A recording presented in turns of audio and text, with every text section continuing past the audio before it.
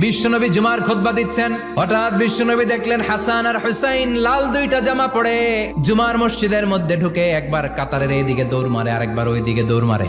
বিশ্বনবী খুতবা থামিয়ে দিলেন, মিম্বার থেকে নেমে হাসান হুসাইনকে দুই হাতে টানতে টানতে মিম্বারের উপরে নিয়ে আসলেন যাতে মুসল্লিদের ডিস্টার্ব না হয়ে যায়। হাসানকে ডান হাতে ধরে হুসাইনকে বা হাতে ধরে বাকি খুতবাটা বিশ্বনবী তখন শেষ করলেন।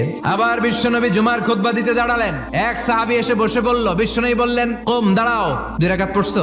সাহাবী কয় না, পড়ি নাই। বিশ্বনবী বললেন, 2 রাকাত পড়ো। খুতবার নিরবিচ্ছিন্নতাকে ভঙ্গ করে বিশ্বনবী তাকে দাঁড়াতে বললেন, 2 রাকাত নামাজ পড়তে বললেন। তার মানে খতিব সাহেব মন গড়া শুধু খুতবা দিয়ে যায় না, ডানে বায়ে কোথায় কি হচ্ছে সবকিছু নজরে রেখে, কন্ট্রোলে রেখে সামাজিক সব সমস্যার কথাগুলো তুলে ধরে অসামাজিক কার্যকলাপের বিরুদ্ধে হুঙ্কার দিয়ে জুমার প্ল্যাটফর্মটাকে শক্তিশালী করাই হচ্ছে একজনের খতিবের দায়িত্ব। চিল্লায় এখন ঠিক কিনা? এ কাজই করেছেন বিশ্বনবী 500টা খুতবায়।